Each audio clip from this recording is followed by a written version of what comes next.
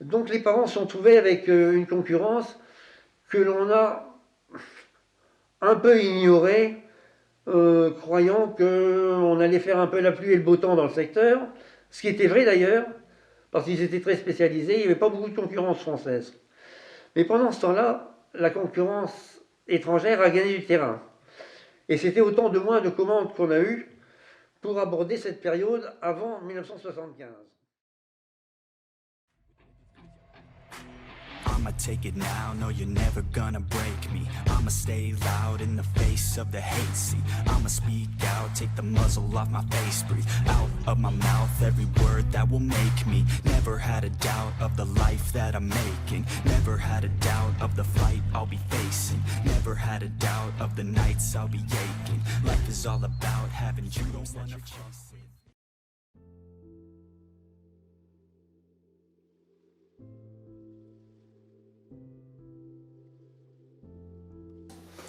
Notamment pour les machines à cintrer, les parents, malgré le bureau d'études, ont sous-traité à un bureau d'études extérieures une nouvelle gamme de machines. Ça a coûté à l'époque, rien qu'en études, 1 million d'anciens francs. 1 million d'anciens francs. 1 million de nouveaux francs, pardon.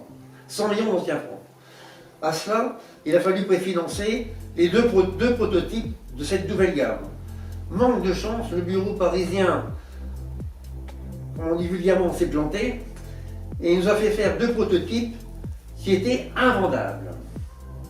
On ne pouvait même pas les modifier pour les rendre commercialement propres. Donc, on a encaissé cette somme énorme, plus les coûts de fabrication des 2 prototypes. L'incidence d'un carnet de commandes en baisse à cause de cette concurrence dont je viens de vous parler. L'un dans l'autre, ça faisait quand même beaucoup. Et en troisième point, il est arrivé tout d'un coup un flot de commandes. Ça arrive, quelquefois ça fluctue. Sur un an, on a engrangé 1 milliard de centimes de commandes, ce qui faisait une charge de travail d'un peu plus d'1 an. C'était énorme. Seulement ce milliard de centimes de commandes, il fallait le construire, il fallait le préfinancer. Les acomptes des clients que l'on verse d'habitude étaient trop faibles. Il fallait donc une trésorerie pour faire la soudure.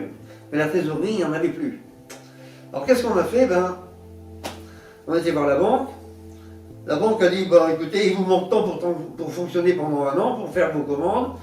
Moi, je vais faire un crédit bancaire. Les administrateurs vont donner leur caution personnelle. Et puis, tout ça s'est fait honorablement. Jusqu'au moment où, quand on a commencé à faire ce carnet de commandes, on s'est rendu compte qu'en fait, on entamait ce crédit beaucoup plus vite qu'on ne le croyait. Par chance, nous sommes tombés sur un syndic exceptionnel. Maître Desfossés, quand il est arrivé à l'usine, il a eu affaire à mon cousin qui était PDG à l'époque. Il lui a dit, écoutez monsieur, je viens de voir la société en long, à large et en travers, il s'est bien mis au courant, on va s'en sortir. Je ne sais pas si vous vous rendez compte de ce que c'est de la part d'un syndic. Effectivement, il s'est intégré à la vie de la société. Il a été voir les syndicats, parce que l'ambiance était terrible. Quand une usine est en dépôt de bilan, elle continue, si elle a du travail, et qu'elle est déclarée viable, elle marche, elle fonctionne par période renouvelable. 3 mois renouvelables, vous montrez vos résultats au tribunal de commerce et votre carnet de commandes. Si vous gagnez de l'argent, on vous renvoie pour 3 mois. Si ça va bien, c'est pour 6 mois. Mais au bout des 6 mois, on part pour 3 mois. Imaginez les 80 personnes qui étaient là, qui tous les 3 mois allaient à l'usine, et la veille, on disait, bon sang, lundi prochain, qu'est-ce qu'on fait? Bon, c'est terrible comme situation. C'est pour ça que les sociétés ne savent pas s'en sortir d'elles-mêmes. Donc, Maître Desfossés a fait le maximum à chaque fois pour rassurer le personnel. Écoutez, je vais vous dire où en est l'entreprise, et les syndicats allaient rassurer leurs membres qui étaient morts d'angoisse. C'est terrible, je vous assure, c'est vraiment terrible. Donc, moi pendant ce temps-là, j'avais une action commerciale déjà bien avant, et une action export. Et j'ai pu, avec l'aide du syndic, étoffer un peu mon matériel commercial jusqu'à prendre l'initiative d'être présent en tant qu'exposant dans les grandes foires industrielles européennes, notamment les foires allemandes, principalement à Hanovre. Après, il y a eu la foire d'Essen. En gros, tous les 2 ans, il y avait une grande manifestation. Ces foires drainaient une clientèle européenne, même au-delà, ce qui me permettait d'avoir des contacts énormes que je suivais après les foires. Et c'est ainsi que j'ai pu démarrer relativement vite un marché allemand qui au départ était très difficile car je n'avais pas de référence. Mais malgré tout, à force d'opiniâtreté, à force de présence constante, à chaque fois qu'il y avait une demande, soit téléphonique, soit écrite, le résultat de toutes ces visites dans les manifestations devait être suivi petit à talon. Effectivement, ça a donné de bons résultats. Mais les contraintes de fabrication étaient telles qu'en final, ils préféraient attendre. À l'époque, il fallait se méfier, quand on cherchait des repreneurs, c'était l'époque du plan machine-outil, et je crois qu'on encourageait la reprise et la fusion des entreprises pour étoffer le potentiel industriel français. Effectivement, on a eu des touches, mais par notre syndic, mais des sociétés, notamment des sociétés de l'Est de la France, qui en fait étaient des chasseurs de primes. Des gens qui n'avaient pratiquement aucune idée de ce que c'était que la finalité des constructeurs, surtout dans notre branche, et qui, ayant de l'argent, étaient prêts à racheter l'IS. Ce qu'on en ferait après, on verrait bien. Moi, j'avais flairé ça tout de suite. Et je me suis dit, si jamais un jour on tombe de guerre-lasse entre les mains de gens comme ça, on est mort.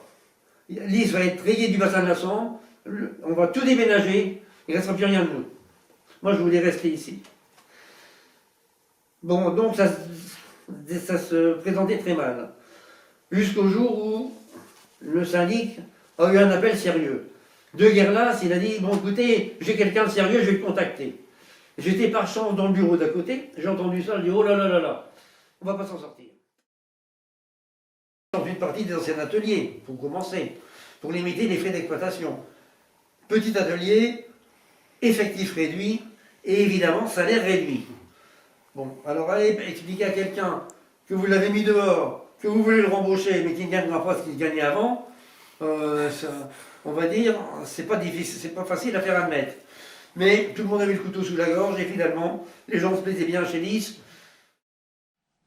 Il n'a pas fallu pousser beaucoup pour qu'ils reviennent. Donc on a démarré sous le nom de Société Nouvelle. On était toujours dans les anciens ateliers, parce qu'une partie de la propriété avait été rachetée par la fabrique de fer, donc il nous restait un petit peu des anciens ateliers. Mais on ne pouvait pas rester là-dedans, c'était des vieux bâtiments. Donc au bout de 2 ans, on a pris la décision de faire un nouveau bâtiment. Mais le nouveau bâtiment, il fallait le financer. Donc on a pris un crédit CE-PME, c'était populaire à l'époque, crédit de redémarrage des entreprises sur 4 ans. Et on a autofinancé ce bâtiment. Vous vous rendez compte, en parallèle avec les exigences de fabrication. C'est assez fort quand même à l'époque. On s'est retrouvé dans un bâtiment très, très confortable, bien isolé. Les conditions étaient très correctes. Les gens avaient rattrapé le moral, le travail était là. On fabriquait beaucoup de pièces de rechange, car l'IS avait 50 ans de passé industriel à réparer, je ne sais pas si vous vous rendez compte. Donc il y avait de quoi vivre. J'avais mis vraiment ce qu'on appelle vulgairement, j'avais mis le turbo au point de vue commercial, notamment l'export, et on marchait fort. Donc tout ça était de bon augure. Effectivement, on a fait des bonnes années, on a fait des années moyennes. On a eu des années où on s'est traîné un peu, ça c'est le problème des constructeurs, mais on est tout le temps passé au travers. Les rapports étaient bons avec les nouveaux actionnaires. Je n'ai rien de spécial à dire. L'ambiance était bonne, la clientèle très contente qu'on soit encore là, parce qu'il fallait faire le suivi commercial des années, des décennies avant. Donc le système tenait la route. C'est ainsi que j'ai je me suis résolu à terminer ma carrière, il fallait bien partir un jour. Et j'ai pris ma retraite, je crois, en 2000. Un peu amer, parce que j'avais beaucoup donné. Je dis franchement, j'ai beaucoup donné. Mais je me suis trouvé dans une situation un peu critique. C'est que j'ai eu un jeune actionnaire principal qui évidemment briguait le poste de dirigeant social. C'était tout à fait normal. Et ma position de PDG minoritaire au conseil d'administration était inconfortable. Donc je suis parti en ayant fait mon temps et puis point final. Bon, ce jeune-là avait du talent, il est toujours en activité. Il a pris des initiatives qui en fait se sont avérées judicieuses. Il s'est rendu compte de bonheur que être fabricant, c'est plein de contraintes et plein de risques. Fabricant de machines, d'un programme de fabrication. C'est plein de contraintes, de plein de risques. Il faut un service commercial. Il faut un service après-vente. Nous, on exportait jusqu'à même plus de 40% selon les années. Il faut un service après-vente étranger. Il faut des commerciaux étrangers, bien rodés, qui parlent au moins 2 langues. Plus d'effets commerciaux qu'on engage sans savoir si on aura d'y retomber et dans combien de temps. Donc il n'a pas voulu prendre ces risques-là, je pense qu'il a eu raison, et il a laissé tomber petit à petit le programme de ces machines dont on vient de parler, et il s'est orienté vers la sous-traitance et la réparation du parc à machines lisses des 50 dernières années. Et c'était sûrement beaucoup plus profitable et beaucoup moins risqué. Donc ils ont continué la société dans ce sens. Et je pense qu'il avait trouvé la bonne pointure pour aborder les années 2000, 2010 et surtout la situation actuelle qui fait que, au point de vue économique, il est très difficile de gérer les grands axes. On ne parle plus que de la Chine, on parle des regroupements, il y a des gens qui rachètent des sociétés qui les ferment parce qu'il n'y a pas assez pour vivre. La situation est malsaine. Je pense que la survie de l'entreprise lui doit beaucoup. Entre parenthèses, ça lui doit beaucoup. Il tourne toujours à une vingtaine de personnes, 20-30 personnes. Il a fait une ou deux sociétés parallèles, notamment une société d'équipement industriel électrique, c'est pas mal. Et voilà, la société Lys eh bien, a pu passer cette période chaotique et elle est toujours là, à l'ouvrage. Je n'y vais plus depuis longtemps, mais j'ai des échos.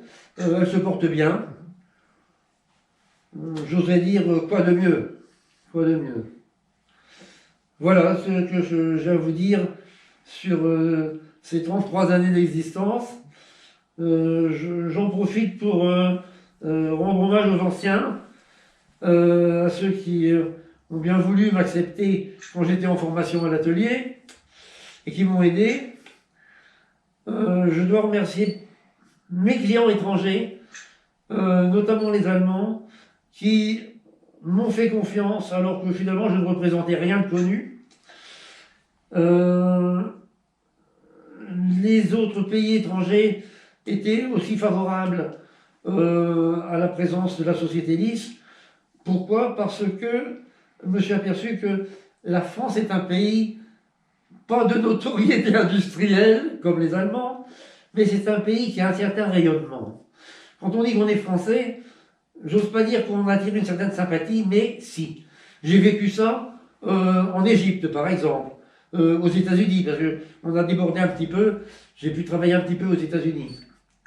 J'ai même fait deux expositions là-bas, à Chicago. Et le fait d'avoir un pavillon français attire la curiosité et la sympathie. C'est assez curieux. Les Allemands attirent, on va dire, la confiance, et nous attirons la sympathie. Bon, c'est comme ça. Donc, je garde un souvenir ému de mes rapports à l'étranger. Je dois dire, j'ai fait des connaissances qui sont restées, et vu le caractère historique que je représentais involontairement, notamment côté allemand, c'était tout à fait émotionnant. Et je me posais beaucoup des questions. Je me dis, moi je suis né en 1944, je me dis, c'est incroyable que mon grand-père a fait la bataille de l'Isère en août 14. Mes grands-oncles et mes grands-parents sont partis prisonniers, et moi, à Bernarlis, à 30 ans, je suis là en Allemagne, à serrer les mains, on m'ouvre les portes, à midi on me retient pour manger, et quand je suis parti, on me dit, monsieur Lee, faites attention à votre commande, vous la soignez, et faites attention au délai. Alors c'était des situations tout à fait, on va dire, anti-historiques. Donc ça m'a marqué beaucoup, je dois dire. Et ça a laissé d'excellents souvenirs. Voilà, je pense que j'ai fait le tour. Je voudrais souhaiter bonne chance aux successeurs, qui sont bien partis d'ailleurs. Et pour vous donner... J'espère que... je n'ose pas dire qu'on pourra tirer un enseignement de ce que je viens de vous raconter, mais si ça peut inciter certaines jeunes générations, on va dire, à tenter l'aventure, je leur dis, allez-y. Voilà. Merci. Vous êtes reconnu par beaucoup qui vous ont connu dans votre société pour votre attention aux conditions de travail et aux relations avec les gens avec qui vous travaillez. Ah oui, on m'a parlé vous de nous ça. aviez expliqué que vous avez Je vais appris vous le raconter. métier avec les hommes de l'entreprise. Ouais, je vais vous raconter. Bon, alors, il y a un épisode sur lequel il faut un peu s'étendre, hein, car c'est important. J'avais au départ une formation pas du tout industrielle ni technique. Je suis un ancien bac philo. J'avais fait 2 ans en auditeur libre dans une société, dans un institut technique à Mons, mais je n'avais pas appris grand-chose en fait. Donc je suis arrivé dans la société avec un bagage technique à 0. Comme il y avait urgence, mon père m'a dit il faut commencer par le début c'est l'atelier. Donc j'ai endossé mes chaussures de sécurité, les bleus, les lunettes, le casque, et je suis parti travailler en apprentissage sur des machines-outils, des tours, fraiseuses, alaiseuses, rectifieuses. Ça a duré 2 ans. Ça m'a plu énormément. J'étais bien chapeauté par les contremaîtres, on s'est très bien occupé de moi, et en finale, on m'a mis à la production. Oh, une petite production, j'étais pas un véritable ouvrier spécialisé, attention. Mais j'ai quand même travaillé pour des pièces à facturer. Et comme j'étais débutant, on m'avait mis sur une vieille machine, une vieille alaiseuse, qui datait de 1942, qui était évidemment un dommage de guerre allemand. Et c'est avec ça que j'ai commencé à produire. C'est assez curieux. Bref. L'accueil à l'atelier a été d'abord de la curiosité, car c'était la première fois qu'un gamin de la famille commençait par la petite porte. Je suis la 4e génération. Hein. Et bon, j'étais pas un inconnu parce que mon père, pendant mes vacances de lycée, au mois d'août, m'envoyait à l'usine pour faire des petits boulots à droite et à gauche. Donc les gens me connaissaient un petit peu. Mais de là à dire bonjour le matin à 7h, il y avait une différence. Donc ils ont su vite exactement ce que je venais faire. Ils m'ont dit, écoutez, il est là pour essayer de démarrer et il n'y en a pas d'autre choix. En parallèle, j'ai suivi des cours de dessin industriel à Maubeuge en semaine, en week-end. Et important, des cours du bureau des temps élémentaires, le BTE, qui est l'organisme coiffé par l'éducation nationale, qui s'occupe de la formation pour les spécialistes de la préparation du travail.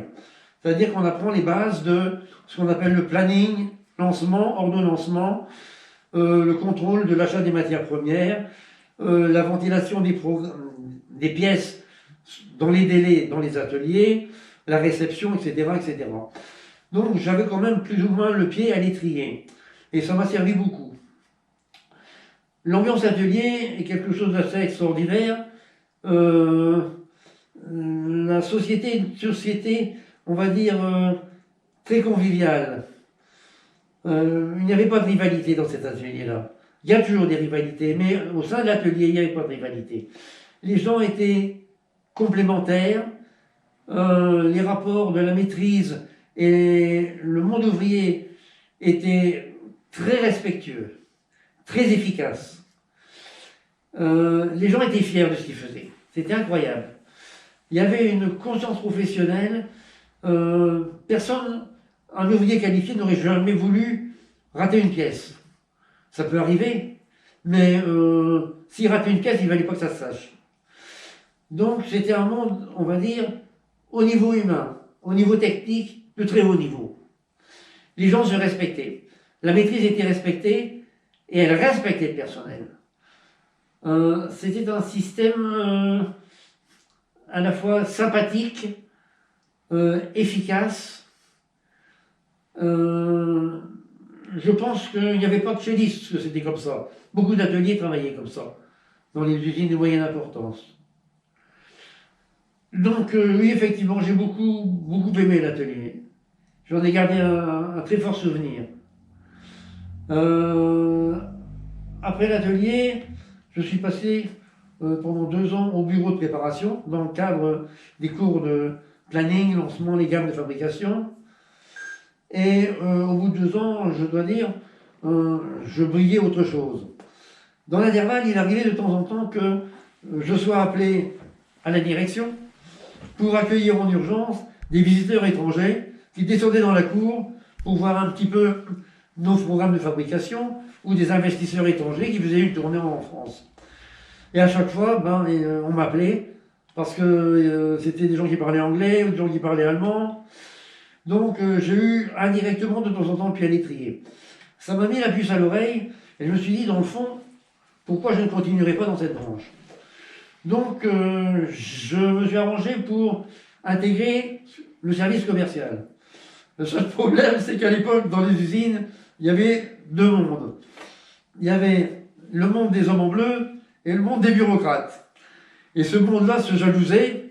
Ils sont sortis du monde des hommes en bleu. On n'était pas au top pour rentrer dans les grands bureaux. C'était bien connu. Bon, c'est assez comique, mais c'est pénalisant. Et ça n'a pas raté. J'ai eu à affronter cette rivalité, bien que je fasse partie de la famille. Bon, à force de pignatreter, j'ai fini par réussir à partir. C'est-à-dire que j'ai bloqué toutes les communications téléphoniques de l'étranger. On était souvent questionnés par téléphone ou par téléx. À un moment donné, je me suis dit, il faut que j'aille les voir, ces gens-là. Alors, les gens qui téléphonaient, beaucoup d'Allemands, des Hollandais, quelquefois des Scandinaves, j'ai pris les communications, j'ai dit, écoutez, voilà ce qui se passe, je peux aller vous voir.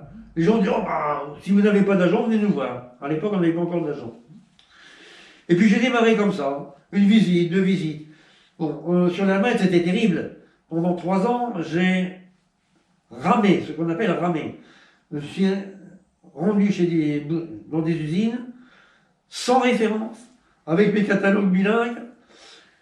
Et bon, j'avais le sentiment un peu que je faisais diversion plutôt qu'autre chose. On ne voyait jamais de Français. J'avais souvent affaire, vu mon âge, à des anciens qui avaient fait la guerre en France. Et je leur amenais une odeur de jeunesse. Donc les discussions, quelquefois dérivaient, mais les Allemands ne s'appesantissaient pas sur leur passé en France, attention. Mais malgré tout, ça créait une certaine sympathie. J'avais parfois parce que j'avais affaire à des gens qui avaient l'âge d'être mon père. À l'époque, j'avais 25 ans, j'avais 30 ans.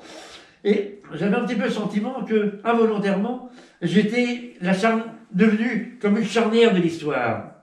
J'étais des premières générations qui arrivaient après la guerre. Bon, je ne l'ai pas fait exprès, mais c'était comme ça. Et dans certains cas, les gens se disaient, il a fait tellement d'efforts pour venir, il a tellement peu de références, on va lui faire confiance. Et ça marchait comme ça. Bon, mais de temps en temps, il y a quand même des gens, quand je partais, ils disaient, monsieur, on vous fait confiance. Nous n'avons pas confiance dans les constructeurs français, on vous le dit, on me l'a dit, de vive voix. C'est pas une critique, c'est un problème que nous devons assurer.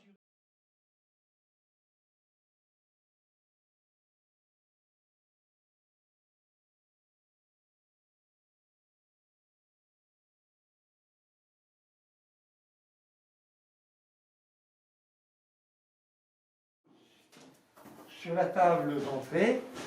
Vous voyez? Ah, voilà, elle est là, la table d'entrée. Donc, le servant est là. Il met là sur la table d'entrée. Il a fait dépasser sur une butée arrière. Il appuie sur une pédale. Et la lame supérieure tombe. Et la tôle tombe de l'autre côté. C'est le cisaillage. Bon, par la suite, on a abandonné cette production.